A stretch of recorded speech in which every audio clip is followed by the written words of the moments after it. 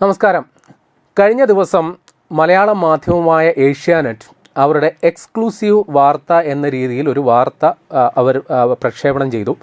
സംഭവം ഇതായിരുന്നു: നമ്മുടെ പ്രതിരോധ സാമഗ്രികളുടെ നിർമ്മാതാക്കളായ അല്ലെങ്കിൽ അതിനുവേണ്ടി ചുമതലപ്പെടുത്തിയിരിക്കുന്ന DRDO, defence research development organisation എന്നാണ് അതിൻ്റെ ഫുൾ ഫോം.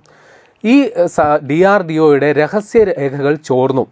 അത് ഡാർക്ക് വെബിൽ പ്രസിദ്ധീകരിച്ചു. നമ്മുടെ പൊതുവേ ഉള്ളൊരു ധാരണ ഈ DRDO എന്ന് പറയുന്നത് അതീവ സുരക്ഷ ഒരു ചുറ്റുപാടുള്ള ഒരു സംഗതിയാണ്. അവിടെ അന്താരാഷ്ട്ര ചാര സംഘടനകൾക്ക് പോലും കടന്നു കയറാൻ സാധിക്കില്ല എന്നാണ് നമ്മുടെ പൊതുവിലുള്ളൊരു ധാരണ. അവിടെ നിന്ന് ഇത്തരത്തിലുള്ള രഹസ്യരേഖകൾ ചോർന്നു എന്ന് പറയുന്നത് അവിശ്വസനീയമായ ഒരു വാർത്തയാണ്. ഇനി അത് വാസ്തവമാണെങ്കിൽ അതിൻ്റെ അതീവ ഗൗരവമുള്ള ഒരു സംഗതിയാണ് എന്നുള്ളത് കൂടി മനസ്സിലാക്കി വെക്കണം. അപ്പോൾ വന്ന വാർത്തകൾ പ്രകാരം ഈ ചോർന്ന രേഖകൾ DRDOയുടെ പ്രതിരോധ സാമഗ്രികളുടെ നിർമ്മാണം പൂർത്തിയാക്കിയതോ അല്ലെങ്കിൽ വരുംകാല പ്രവർത്തനങ്ങൾ സംബന്ധിച്ചതാണോ എന്നുള്ള കൃത്യമായ സൂചനകളില്ല എന്നുള്ളതാണ് ഏഷ്യാനെറ്റ് പുറത്തുവിട്ട ആ വാർത്തയിൽ ഉണ്ടായിരുന്നത്. അപ്പോൾ ആ വാർത്തയുടെ ഉള്ളടക്കത്തിൽ പറയുന്നത് ഈ മിസൈൽ രേഖകൾ പിന്നെ സാമ്പിൾ രേഖകളിൽ അതാത് ശാസ്ത്രജ്ഞന്മാരുടെ ഒപ്പുകളടക്കം ഉണ്ട്. അപ്പോൾ ഇത് വളരെ റെസ്ട്രിക്റ്റഡ് ആയിട്ടുള്ള വിവരങ്ങളാണ്. അപ്പോൾ അതീവ ഗൗരവ സ്വഭാവമുള്ള രീതിയിലാണ് ആ വാർത്ത അവർ പ്രസിദ്ധീകരിച്ചത്. അപ്പോൾ ഈ വാർത്തയ്ക്ക് അവർ കോട്ട് ചെയ്തത് ആര് തന്ന അവരുടെ സോഴ്സ് അടക്കം കോട്ട് ചെയ്തുകൊണ്ടാണ് ആ വാർത്ത കൊടുത്തത്. തിരുവനന്തപുരത്തെ ഉള്ള ഒരു സൈബർ ഫോറൻസിക് ഒരു സ്ഥാപനം, അലിബൈ എന്നാണ് ആ സ്ഥാപനത്തിൻ്റെ പേര്. അവരെ ഉദ്ധരിച്ചുകൊണ്ടുള്ള വാർത്ത എന്ന തരത്തിലാണ് ധനേഷ് രവീന്ദ്രൻ എന്ന ഒരു റിപ്പോർട്ടർ ഈ വാർത്ത പ്രസിദ്ധീകരിച്ചത്. അപ്പോൾ ഈ തിരുവനന്തപുരത്തെ ഈ സ്ഥാപനം ഡാർക്ക് വെബ് മോണിറ്ററിംഗ് നടത്തിയപ്പോൾ ഇങ്ങനെ ഒരു സംഗതി കിട്ടി. 2 ആഴ്ചയിലധികമായി ഈ വിവരങ്ങൾ ഡാർക്ക് വെബിലുണ്ട്. എന്നിട്ട് ഇന്ത്യയുടെ പ്രതിരോധ മന്ത്രാലയമോ അല്ലെങ്കിൽ അധികൃതരുടെയോ ശ്രദ്ധയിൽ വന്നിട്ടില്ല. അതീവ ഗൗരവ സ്വഭാവമുള്ള വാർത്ത എന്ന തരത്തിലാണ് ഇവർ പുറത്തുവിട്ടത്. അപ്പോൾ ഇവർ പറയുന്നത് പ്രകാരം 31 GB ഫയലുകൾ, ഏതാണ്ട് ഇത്രയും ഫയലുകൾ അതിൻ്റെ രഹസ്യ സ്വഭാവം ചോരാതിരിക്കണമെങ്കിൽ $8,000 ആവശ്യപ്പെട്ടുകൊണ്ടാണ് ഇവർ ഈ ഡാർക്ക് വെബിൽ ഇത് പ്രസിദ്ധീകരിച്ചിരിക്കുന്നത് എന്നുള്ളത് കൂടി ഇവർ പറയുന്നുണ്ട്. അപ്പോൾ ഇത്തരം സംഗതികൾക്ക് പിന്നിൽ ഇതേപോലെ ഹാക്കർമാരുടെ ഗൂഢാലോചന നടക്കുന്നുണ്ട്. അല്ലെങ്കിൽ ഇതേപോലെ രാജ്യസുരക്ഷയെ ബാധിക്കുന്ന കാര്യങ്ങൾ തട്ടിയെടുത്തുകൊണ്ട് അത് ചോർത്തിയെടുത്തുകൊണ്ട് അത് പ്രസിദ്ധപ്പെടുത്തി ഒന്നെങ്കിൽ അത് രാജ്യവിരുദ്ധ ശക്തികളിൽ എത്തിക്കുക, അല്ലെങ്കിൽ ഇന്ത്യയുടെ അടക്കമുള്ള ശത്രു രാജ്യങ്ങളുടെ പക്കലെത്തിക്കുക, അല്ലെങ്കിൽ ഇതേപോലെ വിലപേശുക എന്നുള്ളതാണ് ഇവരുടെ ഒരു പൊതുരീതി. അപ്പോൾ ഇത്തരം DRDO പോലെയുള്ള സ്ഥാപനങ്ങളിൽ ഇത് എൻക്രിപ്റ്റഡ് ആയിട്ട് സൂക്ഷിക്കേണ്ട രേഖകളാണ്. എൻക്രിപ്റ്റഡ് എന്ന് പറഞ്ഞു കഴിഞ്ഞാൽ അതീവ സൂക്ഷ്മമായിട്ട് ആ വിവരം ചോരില്ല എന്ന് ഉറപ്പാക്കേണ്ട സംഗതികളാണ്. അതെല്ലാം ചോർന്നു എന്ന തരത്തിലാണ് ഇവർ വാർത്ത പ്രസിദ്ധീകരിച്ചത്. ഇക്കാര്യത്തിൽ അവർ പ്രതിരോധ മന്ത്രാലയത്തിൻ്റെ വിശദീകരണം തേടിയിട്ടുണ്ട് എന്നുള്ള സംഗതികൾ കൂടി വരുന്നു. അപ്പോൾ ഇതൊരു നാഷണൽ ബ്രേക്കിംഗ് ആണ്. അതീവ രഹസ്യ സ്വഭാവമുള്ള വിവരങ്ങൾ ചോർന്നു. ഇപ്പോൾ DRDO പോലെയുള്ള ഒരു സ്ഥാപനത്തിൻ്റെ വിവരങ്ങൾ ചോർന്നു എന്ന് പറയുന്നത് തീർച്ചയായിട്ടും രാജ്യസുരക്ഷയെ ബാധിക്കുന്ന സംഗതിയാണ്. അതുകൊണ്ട് തന്നെ മുൻകാലങ്ങളിൽ നമുക്ക് ഇപ്പോൾ ചാര കേസ് പോലെയുള്ള സംഗതികളൊക്കെ നമ്മുടെ മനസ്സിലേക്ക് ഓർത്ത് എടുക്കേണ്ടതാണ്. അപ്പോൾ അത്തരത്തിൽ അതീവ ഗൗരവ സ്വഭാവമുള്ളൊരു സംഗതിയാണ്. ഏതായാലും ഇത് സംബന്ധിച്ചിപ്പോൾ പ്രതിരോധ മന്ത്രാലയം തന്നെ ഒരു വിശദീകരണവുമായിട്ട് രംഗത്ത് വന്നിട്ടുണ്ട്. ഈ രേഖകളൊന്നും ചോർന്നിട്ടില്ല എന്നുള്ളതാണ് പ്രതിരോധ മന്ത്രാലയം ഇപ്പോൾ പുറത്തുവിട്ടിരിക്കുന്ന വാർത്ത, അല്ലെങ്കിൽ അവരുടെ ഒരു വിശദീകരണം. അവരുടെ വിശദീകരണ പ്രകാരം 2020-22 കാലയളവിൽ ചില രേഖകൾ ചോർന്നിട്ടുണ്ട് എന്നുള്ളത് സത്യമാണ്. അന്ന് ചോർന്ന രേഖകളിൽ ചില കൂട്ടിക്കിഴിക്കലുകൾ അല്ലെങ്കിൽ ചില കൃത്രിമമൊക്കെ വരുത്തി അത് പുതിയ രേഖകളാണ്, പുതിയ രേഖകളാണ്, ഇപ്പോൾ കിട്ടിയ ഒരു സംഗതിയാണ് എന്നുള്ള തരത്തിലാണ് ഇവരിപ്പോൾ വാർത്ത പ്രസിദ്ധീകരിച്ച്, അല്ലെങ്കിൽ ഈ ഹാക്കർമാർ ഇപ്പോൾ ഡാർക്ക് വെബിലിട്ടിരിക്കുന്ന പരസ്യത്തിൽ അവകാശപ്പെടുന്നത് അങ്ങനെയാണ് എന്നാണ് ഇപ്പോൾ പ്രതിരോധ മന്ത്രാലയം വിശദീകരിച്ചിരിക്കുന്നത്. കൂടാതെ ഈ ചോർന്നു എന്ന് പറയുന്ന വിവരങ്ങളെല്ലാം തന്നെ അതിൽ ഏറിയ പങ്കും അൺക്ലാസിഫൈഡ് വിവരങ്ങളാണ്. അൺക്ലാസിഫൈഡ് എന്ന് പറഞ്ഞു കഴിഞ്ഞാൽ രഹസ്യ സ്വഭാവമില്ലാത്തത്, അല്ലെങ്കിൽ DRDOയുടെ ഔദ്യോഗിക പത്രക്കുറിപ്പിലോ അല്ലെങ്കിൽ ആ രീതിയിൽ അവർ തന്നെ പ്രസിദ്ധപ്പെടുത്തിയ പല സംഗതികളും തന്നെയാണ് ഇപ്പോൾ പുറത്തു വന്ന വിവരങ്ങളിൽ അധികവും എന്നാണ് അവർ പറയുന്നത്. അപ്പോൾ ചുരുക്കി പറഞ്ഞാൽ ഏഷ്യാനെറ്റ് ഉയർത്തിക്കൊണ്ടുവന്ന ആ വലിയൊരു വാർത്ത ഇപ്പോൾ അതിൻ്റെ മുനയൊടിഞ്ഞിരിക്കുന്നു.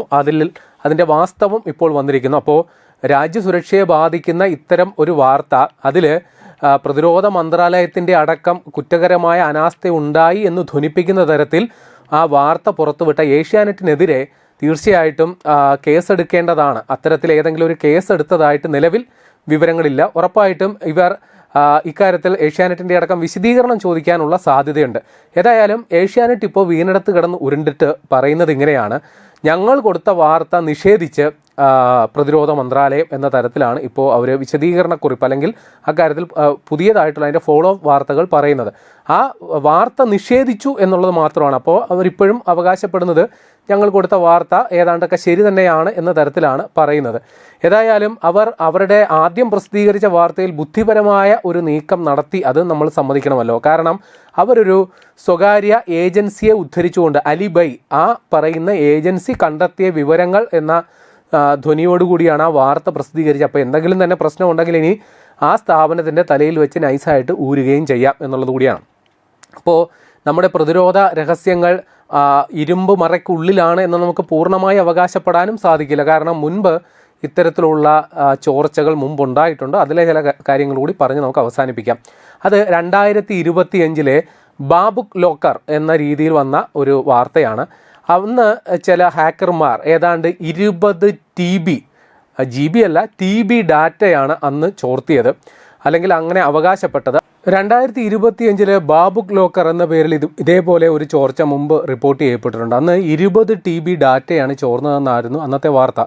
GB അല്ല TB. അപ്പോൾ അന്ന് മിസൈലുകളുടെ ഡിസൈനുകൾ, ഭീഷ്മ ടാങ്കിൻ്റെ നവീകരണം സംബന്ധിച്ചുള്ള രേഖകൾ, പ്രതിരോധ കരാറുകൾ, വിവിധ രാഷ്ട്രങ്ങളുമായിട്ട് നമ്മുടെ രാജ്യം ഉണ്ടാക്കിയ പ്രതിരോധ കരാറുകൾ, ഇവയുടെയൊക്കെ ഡാറ്റ ഹാക്ക് ചെയ്യപ്പെട്ടു എന്നാണ് അന്നത്തെ ഒരു വാർത്ത വന്നത്. എന്നാൽ സുപ്രധാന വിവരങ്ങൾ അന്ന് നഷ്ടപ്പെട്ടിട്ടില്ല. ഏതോ ഒരു സയൻറ്റിസ്റ്റിൻ്റെ ഇൻ്റർനെറ്റുമായിട്ട് ബന്ധിപ്പിച്ച കണക്ഷൻ, ആ രീതിയിൽ വന്ന ഡാറ്റ ചോർച്ചയാണ് എന്ന തരത്തിലാണ് അന്ന് സ്ഥിരീകരണം ഉണ്ടായത്. 2012 ഒരു ചൈനീസ് ഹാക്കിങ്ങും ഇന്ത്യയുടെ പ്രതിരോധ രംഗത്ത് ഉണ്ടായിട്ടുണ്ട്. അതിൽ പ്രധാന സംഗതി ക്യാബിനറ്റ് കമ്മിറ്റി ഓൺ സെക്യൂരിറ്റീസ് എന്ന ഒരു ബോഡി ഉണ്ടല്ലോ. അതായത് നമ്മുടെ പ്രതിരോധ മന്ത്രാലയത്തിൻ്റെ കീഴിൽ വേണ്ട ഏതൊക്കെ യുദ്ധോപകരണങ്ങൾ വാങ്ങണം, ഏതൊക്കെ നവീകരിക്കപ്പെടണം എന്നെ സംബന്ധിച്ചുള്ള ഒരു കമ്മിറ്റിയാണ്. അപ്പോൾ ആ കമ്മിറ്റിയുടെ കീഴിലുള്ള ഈ സർഫേസ് ടു എയർ മിസൈൽ, നമ്മുടെ ഭൂതലത്തിൽ നിന്ന് ആകാശത്തേക്ക് വിക്ഷേപിക്കുന്ന മിസൈലുകൾ സംബന്ധിച്ചുള്ള വിവരങ്ങളും ചില റഡാർ പ്രോഗ്രാമുകൾ സംബന്ധിച്ചുള്ള വിവരങ്ങളും അന്ന് ചോർന്നതായിട്ട് വിവരങ്ങളൊക്കെ വന്നിട്ടുണ്ട്. പിന്നെ ഏറ്റവും ഒടുവിൽ നമ്മുടെ സമീപ ദിവസം റിപ്പോർട്ട് ചെയ്യപ്പെട്ട സംഗതിയാണ്. അത് കൂടംകുളം ആണവ നിലയവുമായി ബന്ധപ്പെട്ടതാണ്.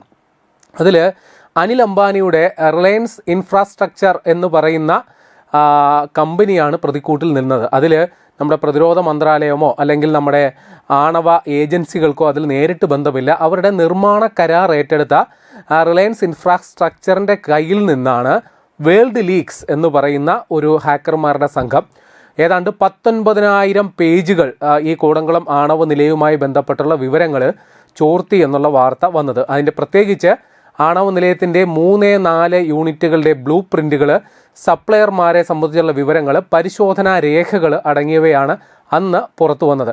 പക്ഷേ അപ്പോഴും ഔദ്യോഗിക സ്ഥിരീകരണം വന്നത് ആണവ നിലയത്തിൻ്റെ സുരക്ഷാ സംവിധാനങ്ങൾ സംബന്ധിച്ചുള്ള രേഖകളൊന്നും ചോർന്നിട്ടില്ല എന്നുള്ള സംഗതിയാണ് നമ്മുടെ ആണവ ഏജൻസികൾ അല്ലെങ്കിൽ അതുമായി ബന്ധപ്പെട്ടുള്ള ചുമതലയുള്ള സർക്കാർ സംവിധാനങ്ങൾ സ്ഥിരീകരിച്ചത്. അപ്പോൾ ഹാക്കർമാർ എന്ന് പറയുന്നത് ഒരു യാഥാർത്ഥ്യമാണ്. അതിൽ നിന്ന് നമ്മുടെ രാജ്യത്തിന് മാത്രം ഒഴിഞ്ഞു നിൽക്കാൻ പറ്റില്ല.